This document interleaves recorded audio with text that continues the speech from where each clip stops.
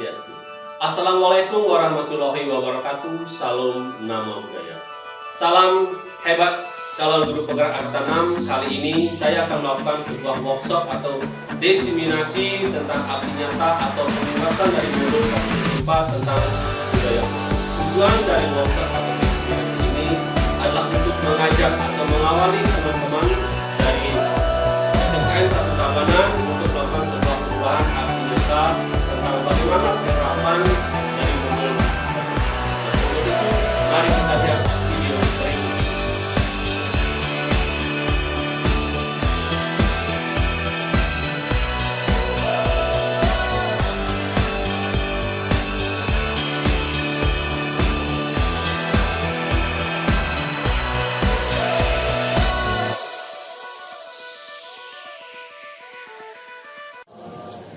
Salam sejahtera bagi kita semua. Namo Buddhaya, salam kebajikan. Yang terhormat Bapak Kepala SMK Negeri 1 Tabanan, yang kami muliakan Bapak Ibu Guru hebat dan juga tenaga pendidikan SMK Negeri 1 Tabanan. Salam dan bahagia. Pada kesempatan yang berbahagia ini, kami dari CGP Angkatan 6 SMK Negeri 1 Tabanan akan melakukan diseminasi ataupun pembahasan atas modul yang telah kami pelajari, aksi nyata yang sudah kami lakukan. Di sini kami akan melakukan sharing ataupun berbagi, bertukar pikiran dengan Bapak Ibu Guru hebat semuanya di SMK Negeri 1 Tabanan.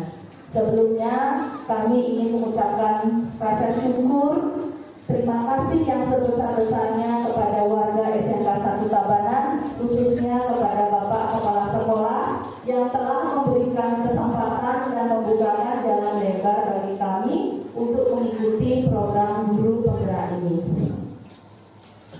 Adapun susunan acara yang akan kami lakukan pada kesempatan yang berbahagia ini, yang pertama ada pembukaan, sudah kita lewati. Kemudian berikutnya arahan Bapak Kepala Sekolah, kemudian pembahasan materi dari CGP. Yang pertama dari Pak Wayan Hadi, dari Ibu Swastini, Bu Eka Suryanti, saya sendiri, dan yang terakhir dari Bapak Wayan Sreja. Untuk memulai kegiatan ini, kami mohon Bapak Ibu semuanya untuk berdiri. Kita berdoa untuk mengawali kegiatan ini. Untuk itu kami persilakan. Doa akan saya langsung pimpin. Baiklah, pada kesempatan yang ini marilah kita menundukkan kepala sejenak, berdoa kepada Tuhan Yang Maha Esa agar apa yang kita lakukan hari ini dapat bermanfaat bagi kita semua. Berdoa berdasarkan keyakinan masing-masing, dimulai. Terima kasih. Baik Bapak Ibu, dipersilakan untuk duduk kembali. Untuk mempersingkat waktu, kami mohonkan kepada yang terhormat Bapak Kepala SMK Negeri 1 Tabanan untuk memberikan arahan bagi kami semuanya dalam mengikuti acara ini. Untuk itu kepada Bapak Iwayan Sudarsana kami persilakan.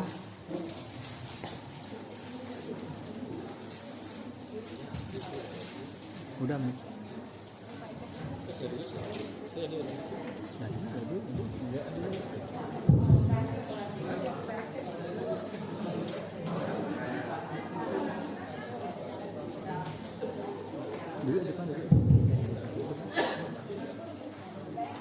Baik, terima kasih saya sampaikan kepada pembawa acara atas waktu dan kesempatannya.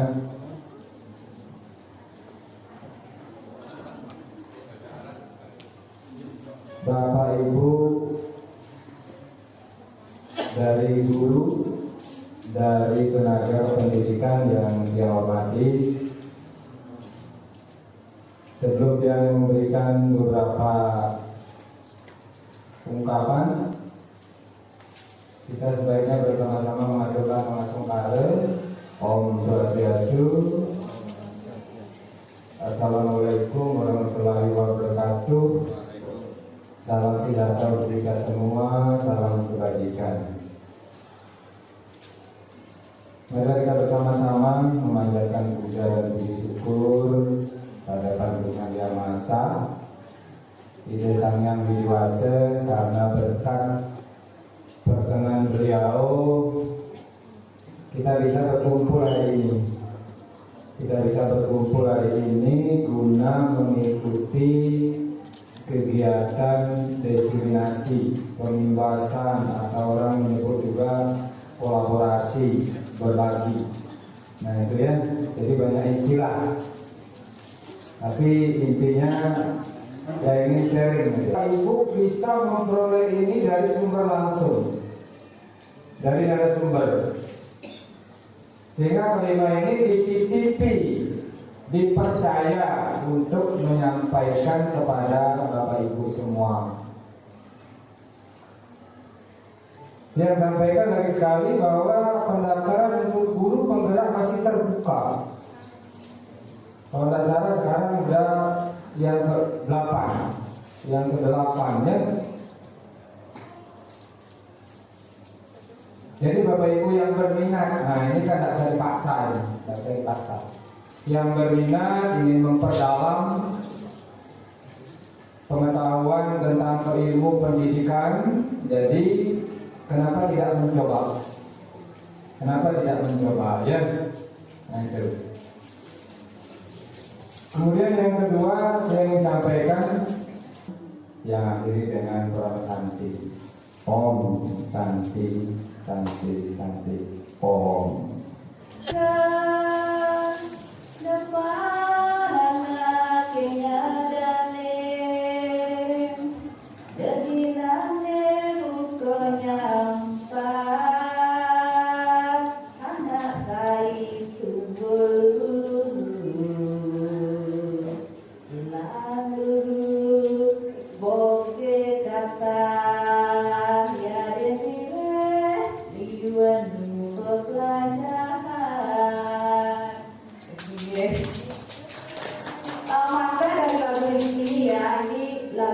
Selalu didengungkan dulu waktu saya kuliah oleh Profesor Marheni. Mungkin ada Bapak Ibu di sini yang kenal dengan beliau. Jadi maknanya sangat mendalam. Dengan awak bisa, jangan menilai kita ini ya bisa terus ya. Jadi berproses sama seperti di guru penggerak ini. Dengan awak bisa liu enu pelajaran, masih banyak yang kita perlu pelajari ya. Nah untuk itu saya ingin Bapak Ibu di sini yang ada di ruangan ini, guru-guru hebat semuanya, karena pendidikan sebagai aset yang hebat, sama mendalami makna lagu itu. Mari kita berproses dengan awak bisa. Masih banyak yang lebih dari kita, masih banyak yang kita pelajari. Ya, jadi poin yang positif ini sarang makin ya, sarang memiliki istilahnya iraga nanti namanya menjalankan swadharma ya, sebagai guru, sebagai tenaga pendidikan, memberi pelayanan yang maksimal. Karena sesungguhnya iraga sami-sami bikin boyo dan perfect kan ya, boyo dan sempurna. Iraga sarang-sarang sami belajar dan memberikan aura positif terhadap lingkungan kita. Walaupun kita dibekali kecerdasan yang wah, kemampuan yang wah, ini kita bagi-bagi. Nah, kita kan berguna minyak karena kita sering mendengar pepatah, kalau kita meninggalkan dunia yang fana ini, yang kita tinggalkan nanti nama baik.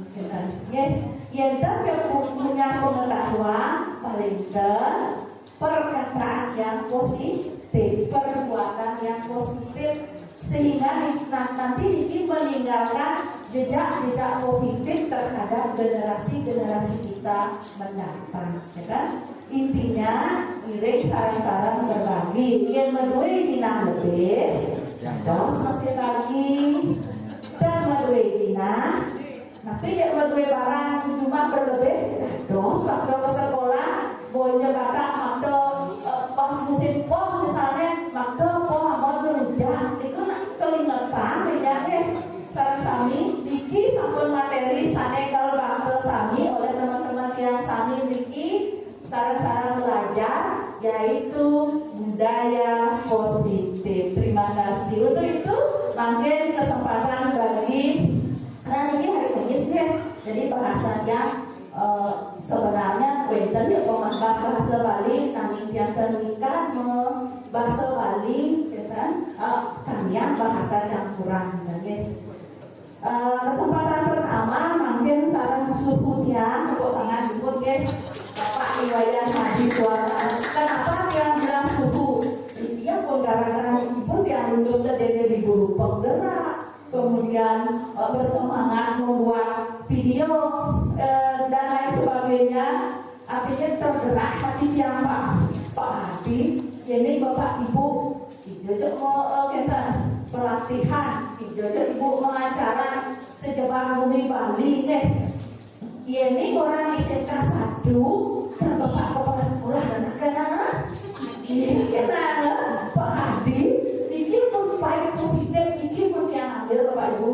Sehingga dia coba deh pamer yang keinginan sarang anak cucu, murid-murid, bidang bareng ini gitu. Dikopot bagaimana dia harus motivasi dalam diri saya untuk mengikuti program ini. Boyo, dia kan mau boyo, dia ada dan gede saya pernah dia kasih Pak. Sehingga mungkin dia ada motivasi bagus gitu. Dari kepala sekolah ini aku taruh, jangankan jadi kepala sekolah, jadi guru ini yang keren, keteter itu pikiran dia. Tapi dia ambil positifnya dari Pak Wayan tadi. Dia dari lawan LMS. Ternyata di guru penggerak semua menggunakan LMS. Kemudian kalau kita keluar, dia salah satu pakai LMS ya. Kita mau kerja apa dong guru Bapak Ibu? Wih, hebat saja itu Padahal yang sudah ada dia Bu, kos yang grade saya apa lagi di CGP, hanya Pak Di. Tentang grade yang mereka kok gara-gara lagi. Tapi saya kemudian ambil positifnya. Inilah yang terjadi. Kasarwo memang SMK 1 teknologi. Sama mau SMK 1 Pak Wayan Hadi, gitu kan? Tepuk tangan untuk itu saya persilakan kepada Pak Wayan.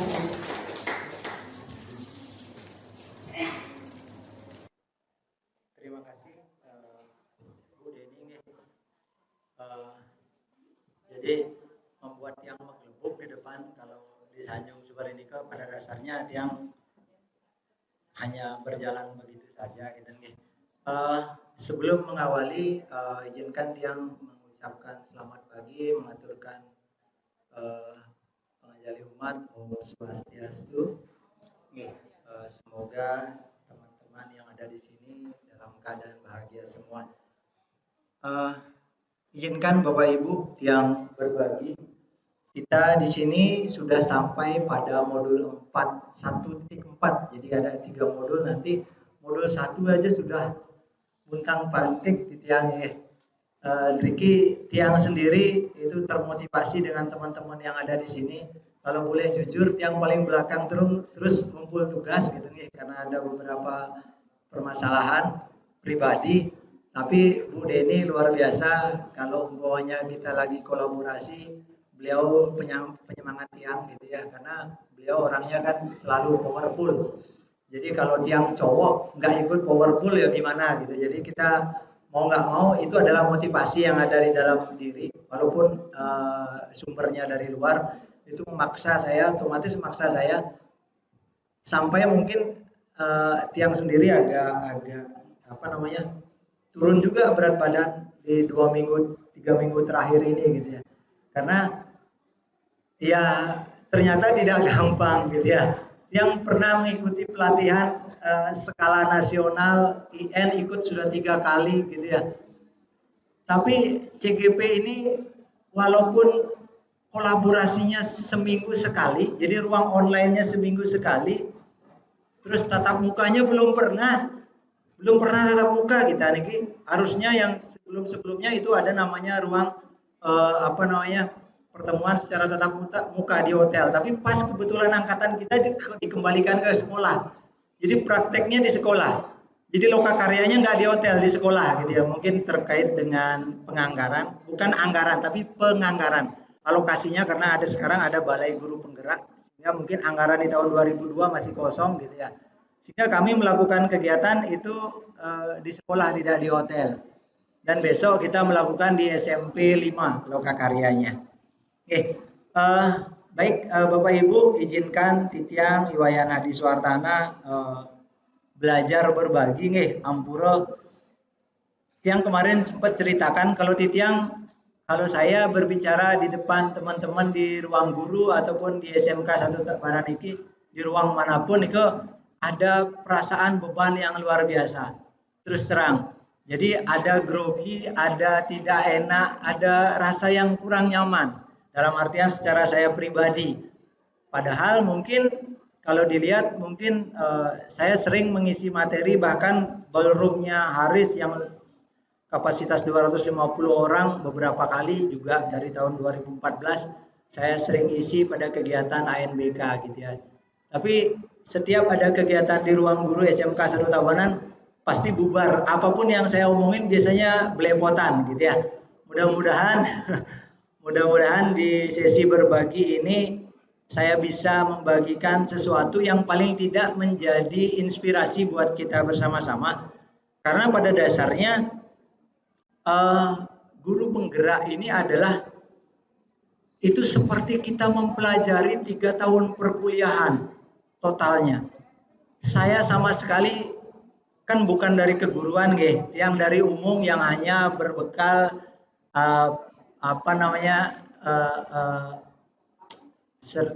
untuk SIM guru gitu ya.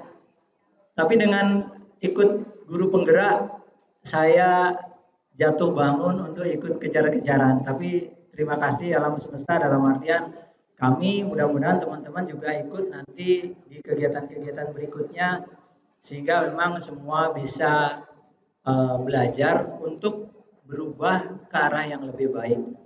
Oke, pada modul 1.4 jadi kita ada namanya materi budaya positif guru penggerak. Jadi di seminar ini saya koneksikan dengan lingkungan sekolah kita. Jadi kita kaitkan dengan judul membangun budaya positif di lingkungan sekolah. Nanti substansi materi yang akan kita bawakan kurang lebih masing-masing selama 30 menit. Yang karena kemarin tidak ada yang ambil materi pertama tentang disiplin positif, jadi Tiang memberanikan diri untuk mengambil. Padahal kalau dilihat dari segi disiplin, mungkin Tiang tidak punya nilai di atas 90. Teman-teman yang lama mungkin tahu Tiang karena kebanyakan pekerjaan, disiplinnya jadi kurang. Tiang jujur tidak memahami dan menyadari hal itu. Oke. Pak Kadek tadi ngedarkan kertas ya?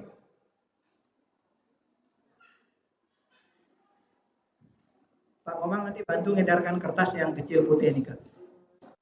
Oke, saya akan membawakan materi yang disebut dengan disiplin positif dan nilai-nilai karakter kebajikan universal.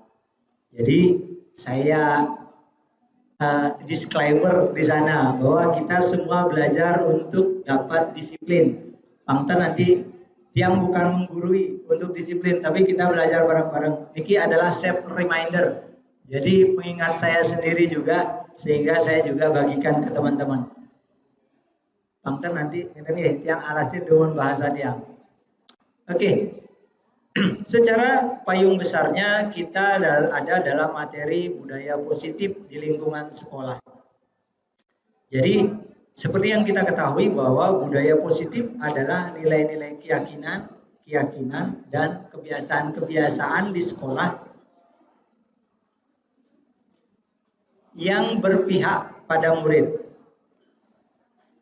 Sampun nggih dibagikan. Nika kertas kosong, nanti cek kosong nika. Cek kosong. Oke. Jadi sekali lagi bahwa budaya positif adalah nilai-nilai, keyakinan-keyakinan dan kebiasaan-kebiasaan di sekolah yang berpihak pada murid agar murid dapat berkembang menjadi pribadi yang kritis, penuh rasa hormat dan bertanggung jawab. Oke. Yang coba mendesain presentasi yang blank putih, gitu nggih, biar kita tidak bias. Jadi yang terpaksa bikin manual, gitu, biar tulisannya tiang warna-warni kayak happy, gitu nggih. Niko adalah budaya positif. Contoh penerapan budaya positifnya antara lain ya melaksanakan tata tertib sekolah, cinta kebersihan lingkungan. Yang ini sudah kita pernah lakukan di lingkungan sekolah ini. Jujur, religius, kepedulian, sifat toleransi, sikap nasionalis, dan lain-lain. Ya. Budaya positif tentu bertujuan dalam mensukseskan visi sekolah. Yang mau tanya, ada yang ingat visi sekolah? Besar sekali dipajang gitu ya. Saya kemarin mempresentasikan visi sekolah. Banyak yang ngacungi jempol. Visi sekolah kita luar biasa. Jadi niki nggih, kalau kan di depan ditaruh nggih.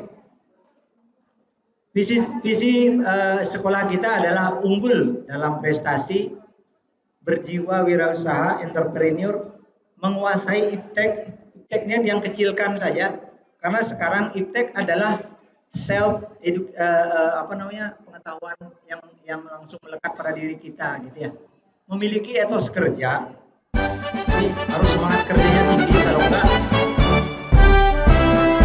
kita tidak akan bisa hidup di masyarakat yang berlandaskan nilai-nilai karakter bangsa. Niki matching banget dengan punyanya Pak Nadiem gitu ya, yang punya kita bahwa visi sekolah penggerak. Ya, visi sekolah yang dalam pada dasarnya ini dikemas dengan visi sekolah penggerak. Dalam membangun budaya positif, hal-hal yang kita perlu tingkatkan secara pribadi dan masyarakat sekolah adalah disiplin positif. Ini yang nanti akan saya coba paparkan. Terus motivasi, terus pemahaman kita akan hukuman dan penghargaan, restitusi, pengelolaan siswa. Terus keyakinan-keyakinan pada siswa yang perlu kita terapkan. Kebutuhan dasar manusia. Jadi kalau siswa kelaparan pasti tidak akan bisa belajar. Guru kelaparan pasti tidak akan bisa mengajar. Restitusi.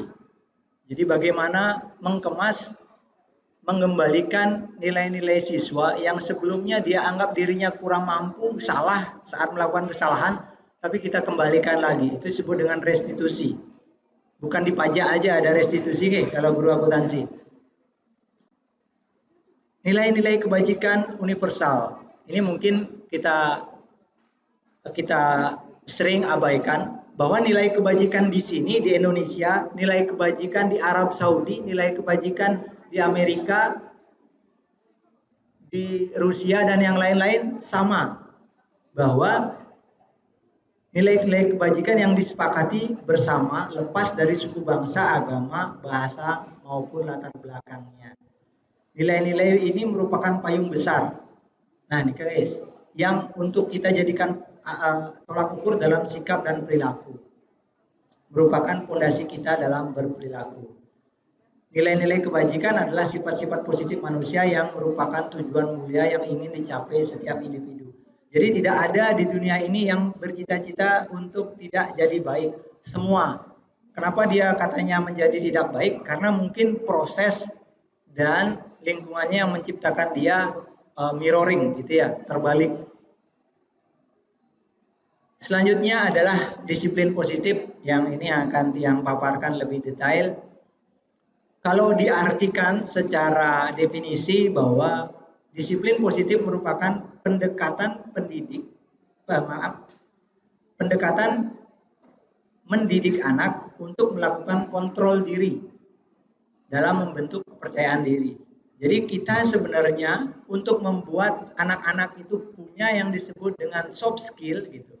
Kita harus mampu membuat dia itu untuk mengontrol dirinya. Karena tidak selamanya seorang guru itu bisa mengontrol siswa. Disiplin berbeda dengan hukuman. Jadi meskipun disiplin sering diterapkan dengan menggunakan teknik hukuman. Jadi hukuman itu hanya tekniknya saja. Disiplin lebih besar daripada itu. Kita flashback lagi, kalau di pembelajaran guru penggerak, ini yang kita dicekokin lagi pertama. Saya sampai mengingat-ingat dan wah-wah gitu ya. Bagaimana filosofi beliau itu menjadi inspirasi bagi pendidikan Indonesia. Beliau di dalam filosofinya menekankan bahwa siswa bukanlah kertas kosong. Jadi bukan tabula rasa. Jadi bukan kertas kosong yang siap ditulisi, enggak. Bahwa siswa itu adalah kertas yang sudah ada samar-samar tulisannya. Kita hanya menebalkan saja. Siswa itu punya yang disebut dengan kodrat alam. Ya, perkembangan zaman menyebabkan dia memiliki kodrat zaman. Kodrat alam ini yang tidak bisa dirubah. Saya yang sedari kecil itu tidak pernah minum susu, itu adalah kodrat saya. Jadi teman-teman yang cerdas mungkin minum susu dari kecil, itu kodrat mereka. Kita tidak bisa samakan. Terus yang kedua adalah semua anak terlahir dengan bakatnya masing-masing. Ini yang perlu kita pahami bersama-sama. Tidak harus siswa yang tidak bisa menjawab soal matematika harus kita suruh berdiri di depan. Kita harus pahami dia. Tujuannya adalah akhir dari sebuah pendidikan adalah budi pekerti, pembentukan karakter. Terus dari segi guru, tugas guru diingatkan kembali bahwa kita adalah pamong. Bahwa kita berfungsi untuk menuntun bakat tersebut agar anak tumbuh dengan selamat dan bahagia. Tujuannya adalah selamat dan bahagia. Mereka senang untuk belajar, mereka paham akan apa yang dia pelajari dan mereka mampu menerapkannya kelak di masyarakat, bukan terbeban untuk belajar. Guru ibarat petani, kata Ki Hajar Dewantara, yang ibarat biji padi. Biji padi ditanam nggak akan mungkin tumbuh jagung. Tapi pasti akan ada rumput-rumput banyak di sekelilingnya. Tugas seorang petani adalah merawat, memupuk, dan segala macam. Tapi masalah nanti jagungnya itu mau tumbuh, isinya tongkolnya 1, tongkolnya 2, itu adalah kodratnya sudah. Terus kodrat alam dan kodrat zaman yang saya tadi sampaikan, yang terkorelasi juga dengan peran dan fungsi guru. Terus yang terakhir adalah keberpihakan pada anak. Terkadang ego kita melihat siswa itu adalah sebagai objek. Kita jarang mau melihat dari sisi siswa itu sendiri. Kenapa dia terlambat? Kenapa dia berpakaian yang lain? Kenapa kaos kakinya enggak gini? Kenapa sepatunya bau? Gitu ya. Kita terkadang hanya langsung buka aplikasi, foto siswa ini kirim. Siswa enggak pakai dasi. Siswa enggak pakai baju dan yang lain-lain. Di dalam menjerumuskan anak mendapatkan punishment. Oke, selanjutnya adalah nilai-nilai guru. Yang diingatkan oleh Ki Hajar Dewantara adalah 1, keberpihakan pada murid, bahwa kita kedua adalah mandiri. Ketiga adalah kolaboratif. Jadi mampu untuk bekerja sama dengan guru-guru di sekitar kita untuk memajukan siswa. Guru bahasa Inggris antar guru bahasa Inggris bekerja sama, guru komputer antar guru komputer bekerja sama, gitu ya. Guru bahasa Indonesia antar guru bahasa Indonesia bekerja sama. Reflektif. Setiap pengajaran ajak diri kita dan anak-anak untuk merefleksikan. Sudah bermanfaat nggak apa yang kita ajarkan ke siswa? Atau kita hanya sekedar bercerita kalau ngalor ngidul hanya untuk menghabiskan waktu? Itu katanya. Dan inovatif. Bahwa sejauh mana kita meluangkan waktu kita untuk berinovasi, mengkreasikan sesuatu agar nanti siswa dalam proses pembelajaran jadi menyenangkan. Ini yang dituntut oleh diingatkan lagi oleh Bapak Pendidikan kita Ki Hajar Dewantara.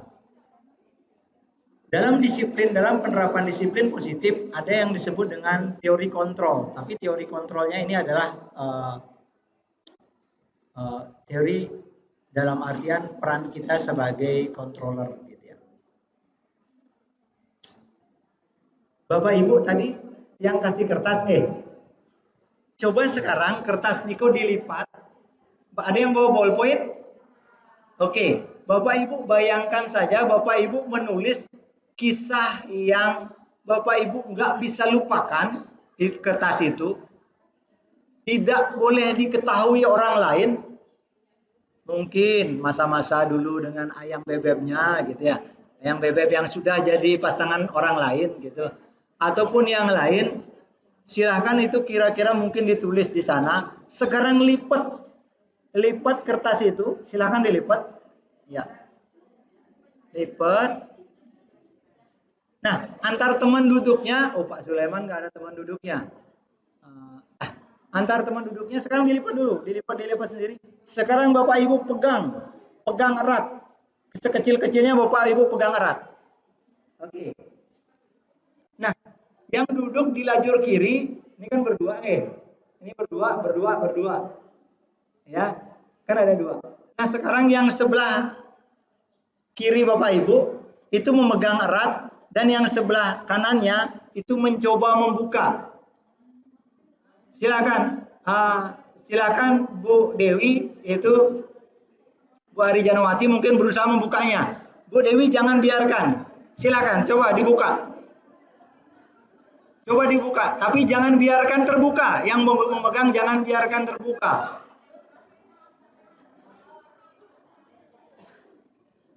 Iya. Ya. Oke. Ya, cukup. Oke. Ya. Itu kasus tadi bahwa yang A tadi memegang sesuatu yang kita tidak mau buka, gitu ya.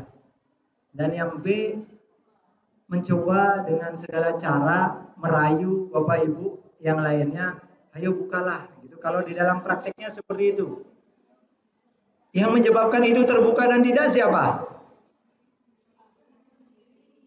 Siapa yang memegang kendali dan kontrol? Diri sendiri. Pertanyaannya, siapa sesungguhnya pemegang kontrol yang menutup kepalan tangan atau berusaha dengan segala cara membuka kepalan tangan rekannya? Adalah diri kita sendiri. Jadi kita tidak akan, kalaupun mungkin di sebelah tadi ada bapak-bapak dan yang dibuka adalah ibu-ibu, dipaksa, diperkosa, dibuka, gitu. Dan akhirnya terbuka, itu hanya dalam waktu sementara saja. Bahkan yang terjadi adalah kesakitan. Ada salah satu yang diciderai. Sama perannya saat Bapak Ibu mengontrol perilaku anak-anak tanpa mempengaruhi anak-anak itu untuk merubah dirinya. Jadi terutama pelajaran yang mungkin membebani mereka. Saya dulu sangat tidak senang dengan matematika.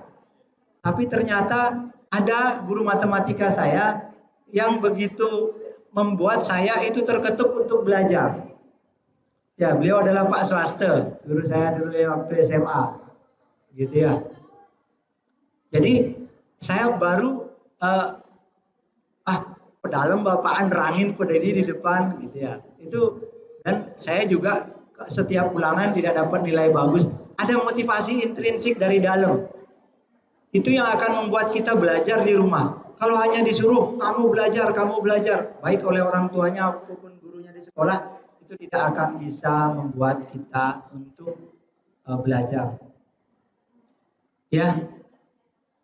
Jadi tergantung pada diri kita masing-masing sesuai dengan kebutuhan dasar kita saat itu. Kita mungkin pernah mengingat kalau kita tidak dipaksa, kita tidak akan menyelesaikan sesuatu. Mungkin bisa seperti itu. Tapi balik lagi, kalau saat kita dipaksa waktu sudah habis, tapi ada terus motivasi dari dalam yang menguatkan, saya ambil contoh pada diri saya sendiri. Saya diumumin dulu ikut kegiatan lomba guru berprestasi hari Jumat sore oleh Bapak Kepala Sekolah yang dikumpul berkasnya hari Senin. Itu adalah jebakan Batman menurut saya. Membuat saya sebenarnya itu hanyalah membuat diri saya putus asa. Apa yang terjadi? Mungkin saya sudah menyerah. Tapi karena motivasi dari dalam intrinsik, dalam artian saya jengah untuk seperti itu kan, saya tidak tidur selama 2 hari untuk menyusun itu. Jadi akhirnya saya bisa mempresentasikan sebuah media pembelajaran kolaboratif dan media pembelajaran inovatif di provinsi, sehingga mengantarkan saya dengan best practice saya ke Jakarta. Itu adalah motivasi dari dalam, bukan paksaan dari luar. Oke, di dalam berikutnya adalah perubahan dalam membangun budaya positif. Nanti Bapak Ibu yang habis melayat balik lagi nih, nasinya nanti masih ini.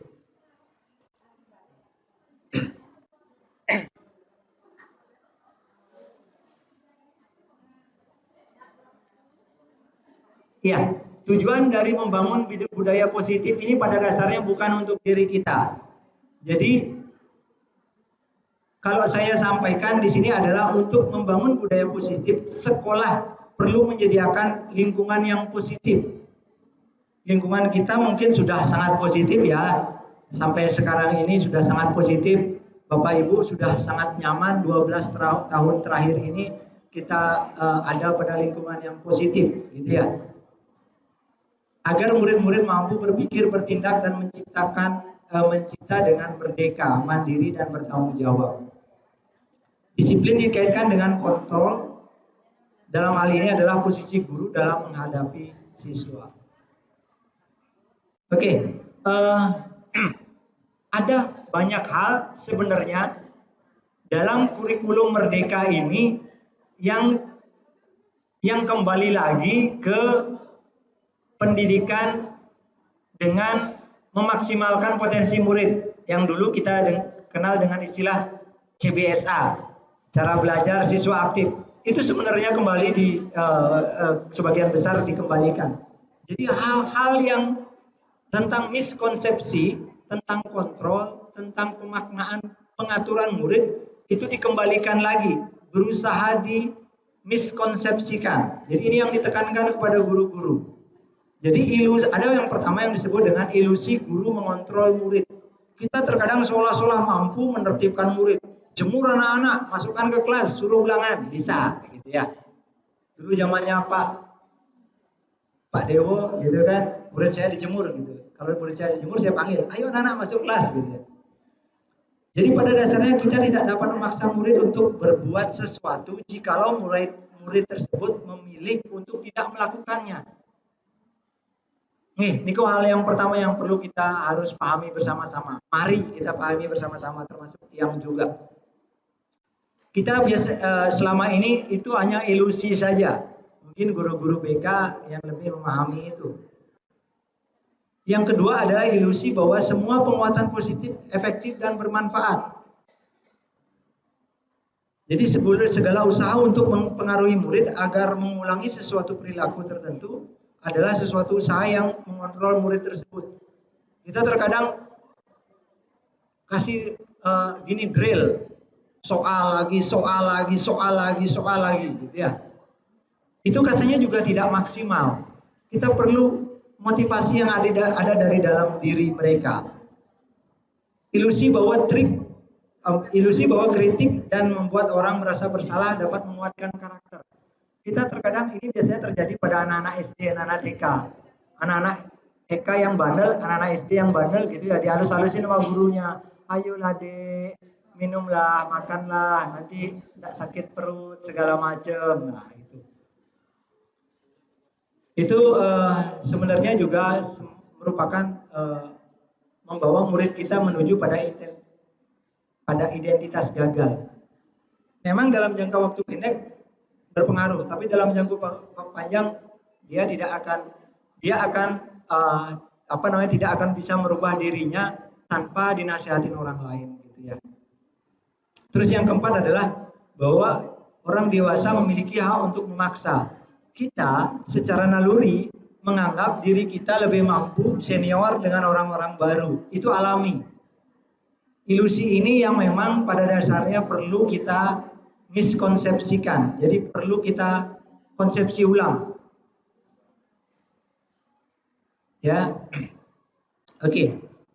Berikutnya adalah stimulus respon. Kalau dulu kita sering menggunakan stimulus respon sebagai pegangan dasar untuk kita merubah murid. Jadi menunjukkan bahwa komunikasi merupakan aksi reaksi. Bapak ibu gurunya juga sama. Kasihkan reward, nanti rajin mengajar, gitu ya. Kasihkan punishment, ditampilkan nama-namanya di depan kelas, di depan rapat dewan guru. Blep, akan menyebabkan guru-guru berbalik arah menjadi rajin. Kan gitu harapannya, harapan pemegang kebijakan. Tapi apa yang terjadi? Sebenarnya itu adalah menciderai. Bu Elis sudah senyum-senyum. Ternyata dalam paradigma guru bahwa memberikan penghargaan juga kata lain dari hukuman. Seorang yang mendapatkan penghargaan tanpa termotivasi dari dalam dirinya itu akan membebani dirinya sendiri. Ya. Jadi teori kontrol yang di sini yang dimaksudkan adalah yang menurut Dr. William Gleiser, bahwa suatu proses disiplin positif yang berpusat pada murid. Jadi diri kita juga pada dasarnya murid bagi diri kita sendiri. Kan kita sering belajar mempelajarkan diri kita sendiri, gitu. Jadi perbandingan stimulus respon dengan teori kontrol mungkin seperti tabel yang Bapak Ibu lihat di depan. Jadi kalau kita sering mengatakan kebutuhan kita kan sama, kita sama-sama butuh gaji, gitu. Tapi di sisi lain kalau kita ngomong teori kontrol, realitanya berbeda. Kamu punya anak 5, saya punya anak 1. Kamu istri 2, saya 1. Gitu. Jadi kebutuhannya berbeda. Setiap orang memiliki gambaran berbeda pada dasarnya. Semuanya eksklusif, unik. Tidak bisa stimulus respon itu memukul semua orang. Dalam konteks pengembangan pendidikan. Yang alasan dalam konteks pengembangan pendidikan. Oke. Selanjutnya adalah ada 3 motivasi perilaku manusia. Jadi mungkin inti-intinya saja. Perilaku kita, ini dari pengalaman yang ada di sekolah ini aja kita gunakan. Untuk menghindari ketidaknyamanan atau hukuman. Ini adalah tingkat rendah dari motivasi perilaku manusia. Biasanya orang yang motivasi perilakunya untuk menghindari hukuman atau ketidaknyamanan akan bertanya, apa yang akan terjadi apabila saya tidak melakukannya. Bapak Ibu kalau ke sekolah nggak ngabsen, kalau andaikan nggak ngabsen itu tidak terkorelasi dengan TPP, Bapak Ibu tentu akan tidak ngabsen. Ke situ korelasinya. Itu adalah jangka waktu pendek. Apa yang terjadi saat ketentuan itu tidak laksanakan? Bapak Ibu akan merasa senang. Kan terbalik ya. Harusnya mengabsensi itu menjadi kebutuhan. Tapi saat setelah itu tidak dilaksanakan dengan korelasi-korelasinya, Bapak Ibu merasa senang. Sama seperti sebelum kalau kebutuhan yang termotivasi dari dalam seperti kita makan. Kita makan enak, kita makan sederhana lah. Makan sederhana. Kalau tidak dikasih makan kan perut kita lapar. Ini malah tidak dikasih makan, jadi kita senang. Bukan seperti itu. Itu berarti ada yang salah. Terus motivasi yang berikutnya, kalau ini dilabelkan berarti motivasi eksternal ya. Terus motivasi berikutnya yang kedua, kita dapatkan penghargaan dari orang lain. Motivasi. Kemarin mungkin tentang yang diumumkan oleh Bapak Kepala Sekolah. Kita dikasih reward, jadi dikasih imbalan.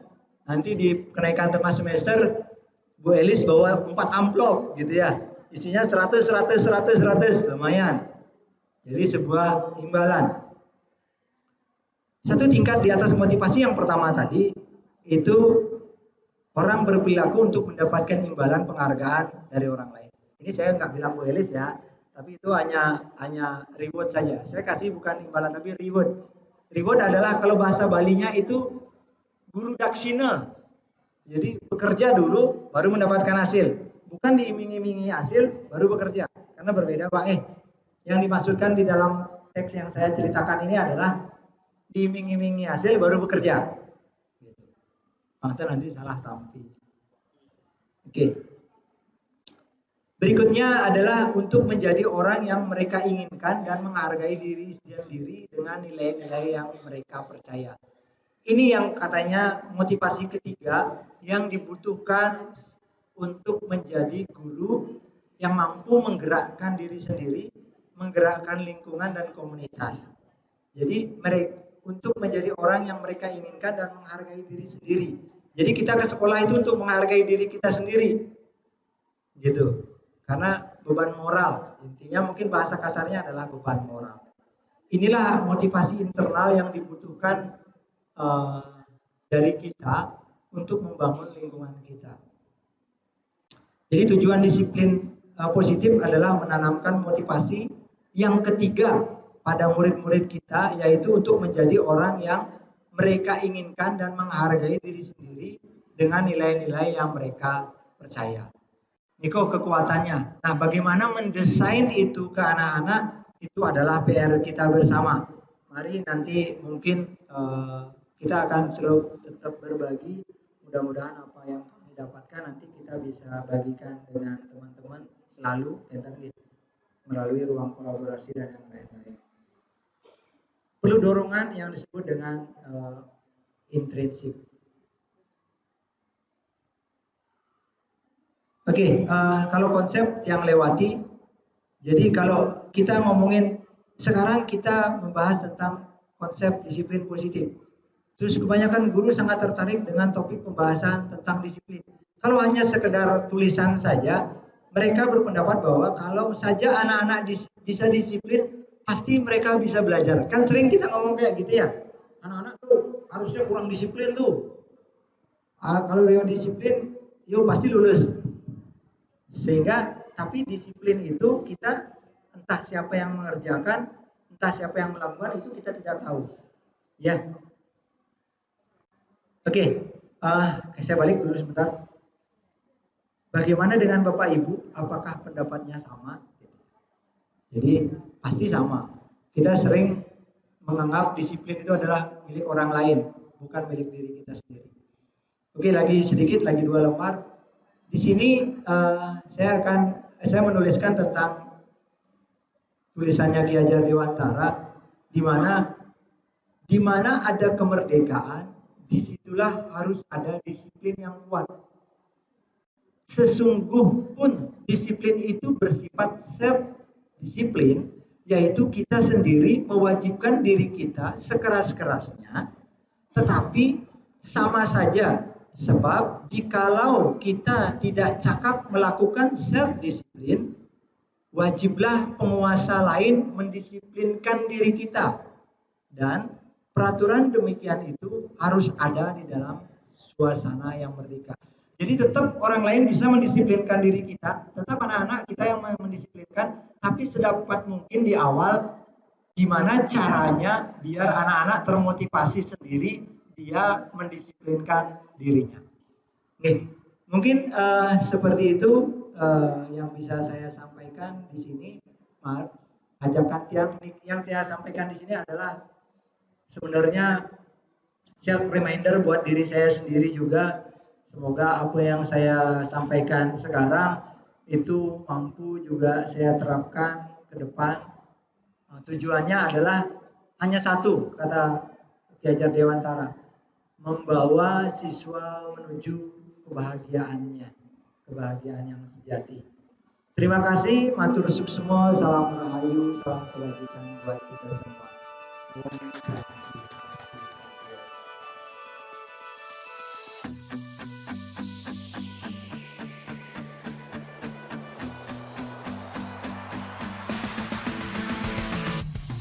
Terima kasih banyak teman-teman, masih bisa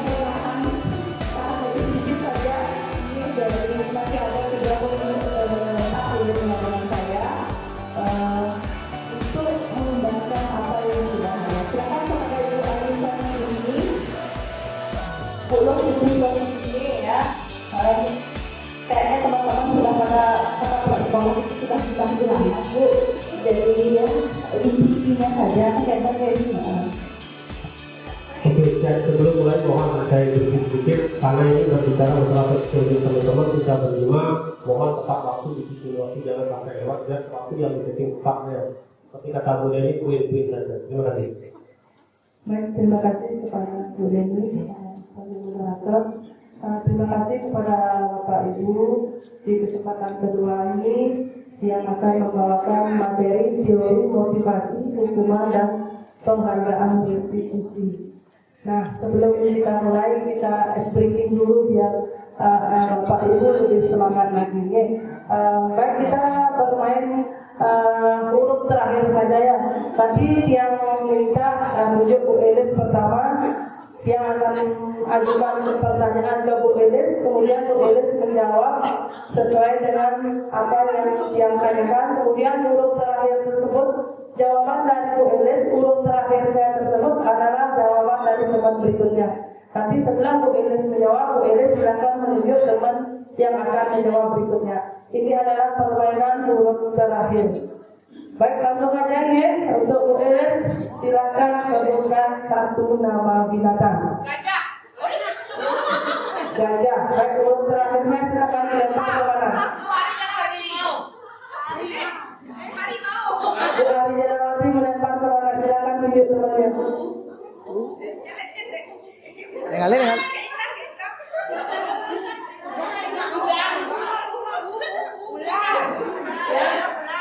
Ular.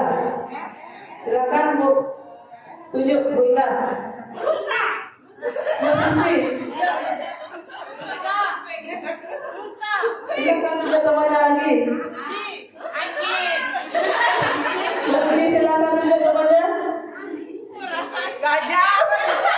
Gajah sudah disebutkan tadi. Gorila. Ya silakan boros tunjuk temannya lagi satu. Weka. Ya oke. Mereka mau tunjuk teman lagi. Pak Swasta. Ayam. Oke, luar biasa sekali. Putaran untuk kita semua. Baik Bapak Ibu, terima kasih untuk penyemangat hari ini. Mari kita lanjutkan ke topik materi yang kedua, yaitu terkait dengan teori motivasi, hukuman dan penghargaan restitusi. Baik, sebelum kita mulai, yang buka dengan pengajar rumah, Om Swastiastu. Bapak Ibu, kita mulai saja nih terkait dengan teori motivasi, hukuman dan penghargaan restitusi. Di sini yang cuma bisa berbagi pengalaman dia yang 1 bulan sudah mengikuti proses pendidikan CDP. Mungkin ini sudah tadi disampaikan oleh Pak Adi ya. Kita lanjut saja ke motivasi. Nah di sini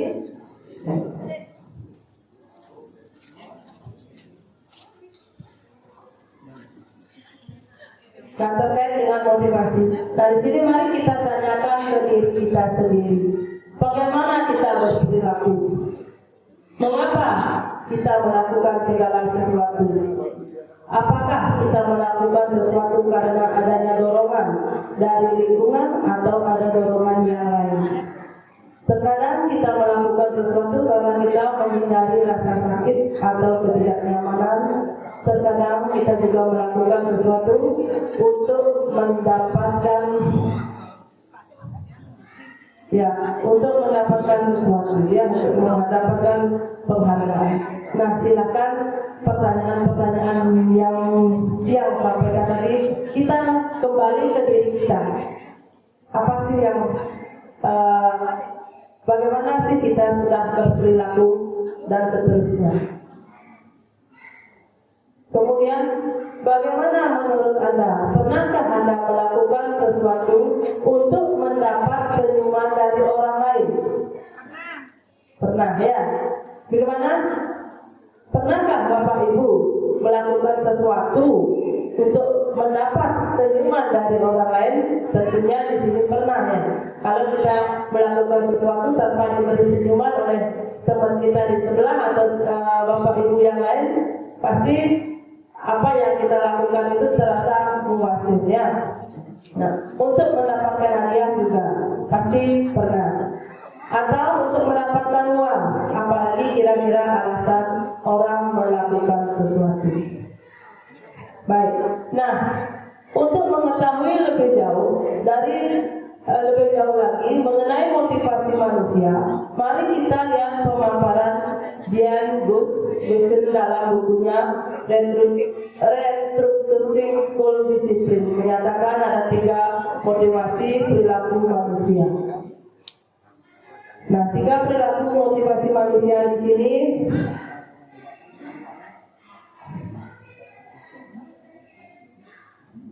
adalah 1, untuk menghindari ketidaknyamanan atau hukuman.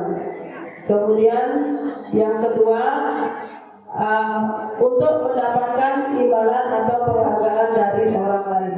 Yang ketiga, untuk menjadi orang yang mereka inginkan dan menghargai diri sendiri dengan nilai-nilai yang mereka percaya.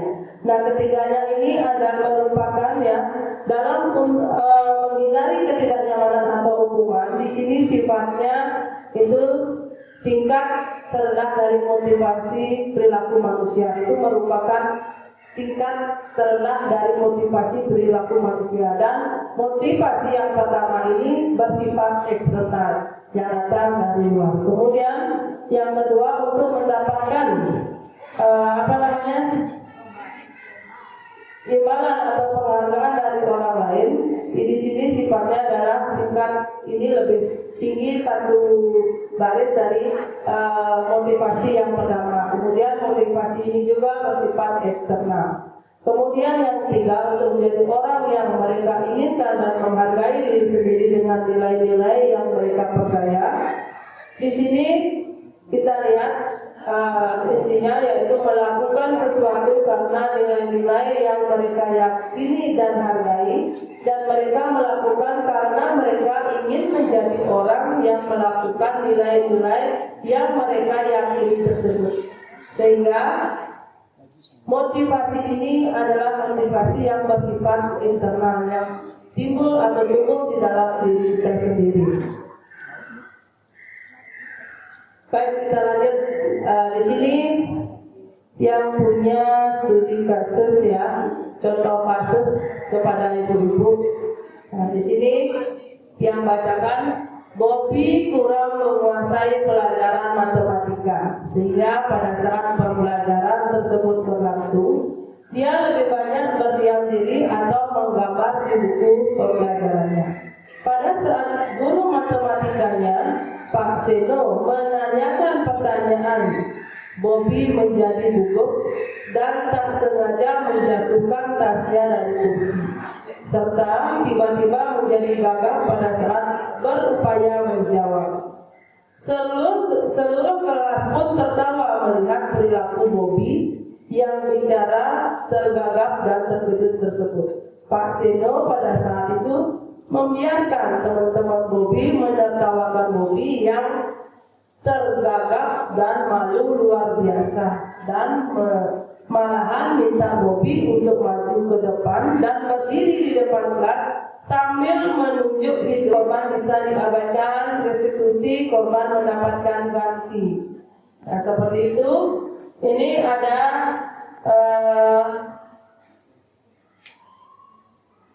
nah, sampai di sini konsep jadi buruk, konsep jadi balik, dan konsep jadi kuat. Silakan nanti mungkin kami akan share nanti di grup GDKG terkait dengan identitas gagal dan identitas sukses daripada disiplin atau hukuman tersebut. Baik, kita lanjut bahwa hukuman bersifat tidak terencana atau tiba-tiba. Anak atau murid tidak tahu apa yang akan terjadi dan tidak dilibatkan. Hukuman bersifat satu arah dari pihak guru yang memberikan dan muridnya. Hukuman yang diberikan bisa berupa fisik maupun psikis. Murid atau anak disakiti oleh sesuatu perbuatan atau kata-kata. Pada batas waktu yang diberikan, murid melakukan kegiatan di luar kegiatan pembelajaran, misalnya mengobrol, maka murid tersebut akan kehilangan waktu bermain. Bahan yang ambil adalah Ibu, apakah tindakan ini adalah hukuman atau konsekuensi? Yang pertama, mencatat 100 kali di dalam buku kalimat saya tidak akan terlambat lagi karena terlambat ke sekolah. Apakah itu termasuk hukuman atau konsekuensi? Ya? Apa? Apakah itu termasuk hukuman atau konsekuensi? Mencatat 100 kali di dalam buku kalimat saya tidak akan terlambat lagi. Apakah itu konsekuensi? Ini termasuk ke dalam hukuman. Tidak dapat melakukannya atau mereka tidak akan memilih untuk melakukannya. Ini menurut Alfie Kohn. Alfie Kohn adalah yang pertama pengaruh jangka pendek dan jangka panjang. Nah, di sini penghargaan efektif jika kita menginginkan. Nah, kemudian jika kita mendapatkan penghargaan untuk melakukan sesuatu yang baik, penghargaan yang bisa mereka dapatkan bila berhasil menulis sebuah puisi. Kreativitas kelompok murid-murid ini menjadi berkurang dibandingkan dengan yang tidak diberitahukan tentang hadiah yang bisa mereka terima. Kemudian yang kedua, adanya penelitian menunjukkan bahwa pekerjaan seni atau sebuah penulisan cerita menjadi kurang kreatif bila dijadikan sebuah hadiah atau penghargaan. Kedua, terima kasih sudah mendengarkan terkait dengan materi, teori motivasi, hukuman, dan penghargaan restitusi. Untuk itu, yang mengucapkan banyak terima kasih dan dia tutup dengan Pramu Sakti. Om Sakti Sakti Sakti Om.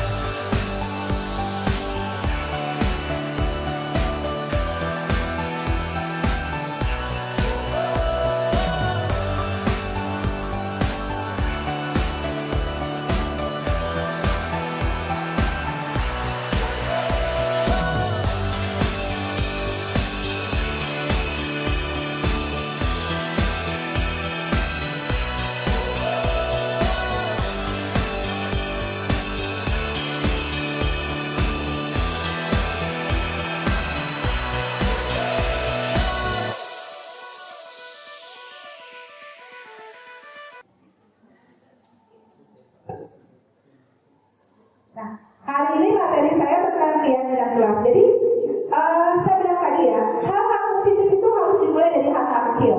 Yang pertama kemudian dari dalam diri kita, gimana kita menerapkan hal positif dalam diri kita. Kemudian kita di sini adalah sebagai seorang guru. Nah, sebagai seorang guru, hal kecil yang bisa kita ubah tentunya dari siswa kita, dari murid yang kita ajar.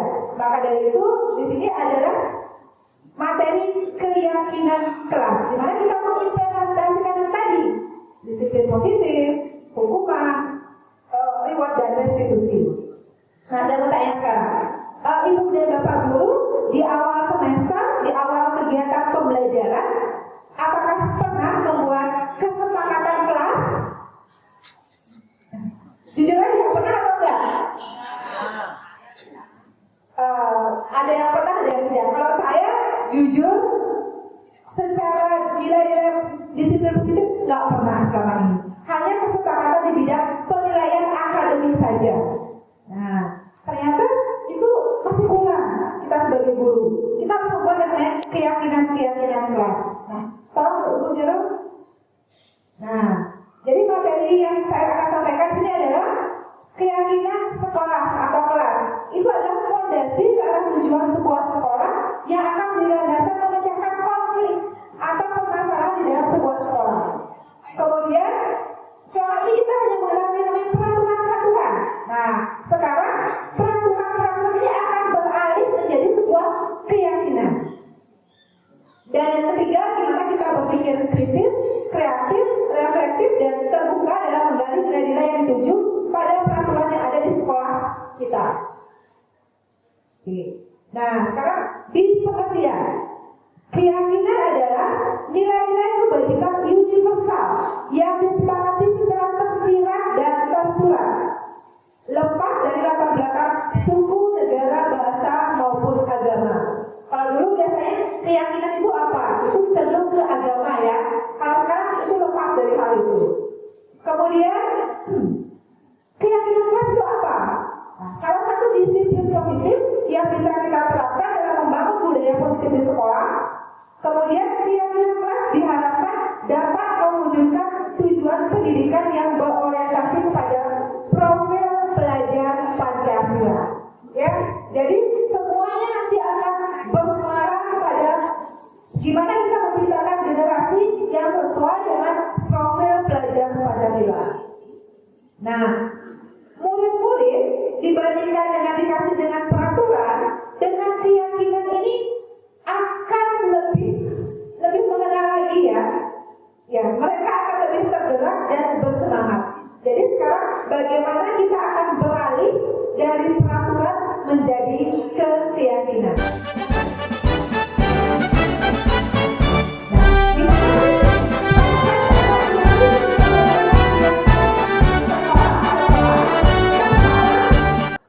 Keyakinan kelas itu bersifat abstrak daripada peraturan, lebih rinci dan konkret. Kemudian keyakinan kelas berupa pernyataan-pernyataan universal.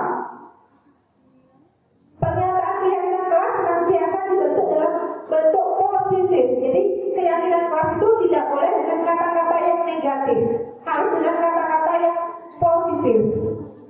Kemudian keyakinan kelas itu tidak boleh terlalu banyak, yang cukup poin-poinnya. Kenapa? Agar diingat oleh semua warga kelas dan gampang untuk dipraktekkan. Kemudian keyakinan kelas harus diterapkan di lingkungan tersebut.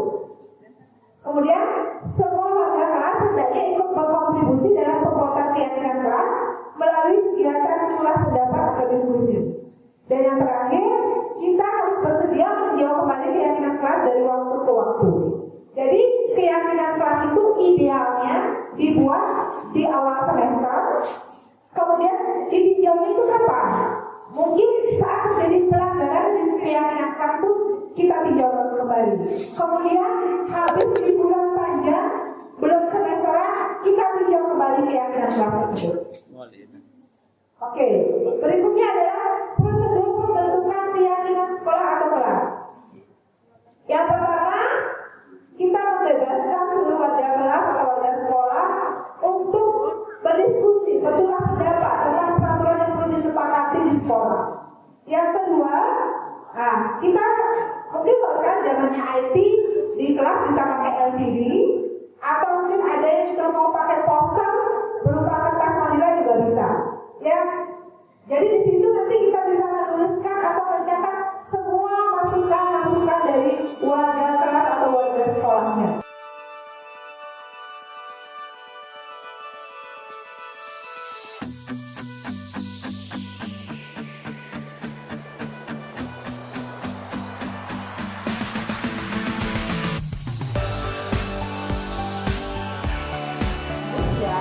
Itu memiliki 5 kebutuhan dasar.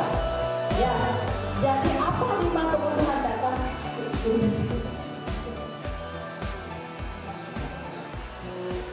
Ya, yaitu mungkin cenderung ke kesenangan atau fun ya, tapi pada orang beda-beda ya, jadi jangan sedikit kalinya ya. Oke, ini akan dibawa Bapak Ibu, dibawa dari alam sadarnya sampai ya menjadi masyarakat. Kenapa? Sih, nak dadi kok kene. Nah kan akhirnya begitu. Terus buat apa kita membuat peraturan atau kesepakatan? Nah inilah pemerintah yang ingin manusia.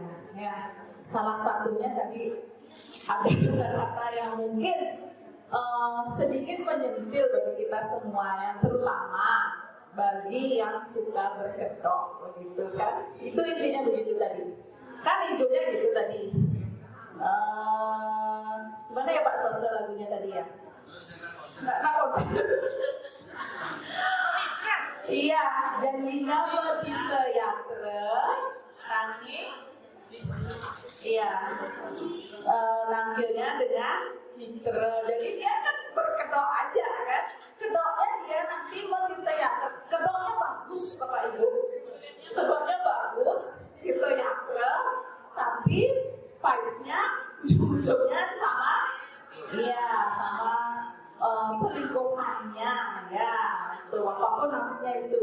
Nah, itu juga menjadi sekarang kebutuhan ya, kebutuhan manusia. Nah, dalam CGP ini yang saya pelajari ya, jadi ternyata kita sebagai manusia itu memiliki 5 kebutuhan dasar. Ya, jadi apa 5 kebutuhan dasar?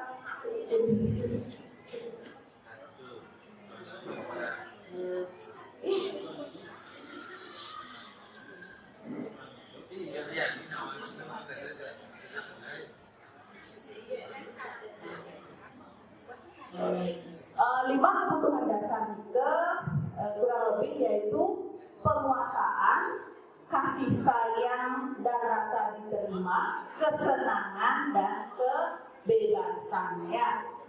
Nah, sebetulnya saat kita sedang memenuhi satu atau lebih dari kebutuhan dasar yang kita miliki, yaitu seperti tadi ya, ada survival, bertahan hidup, kemudian kasih sayang dan rasa diterima atau love and belonging, kebebasan atau freedom. Kalau lagu tadi termasuk yang mana ya? Freedom, kebebasan, nggak juga ya.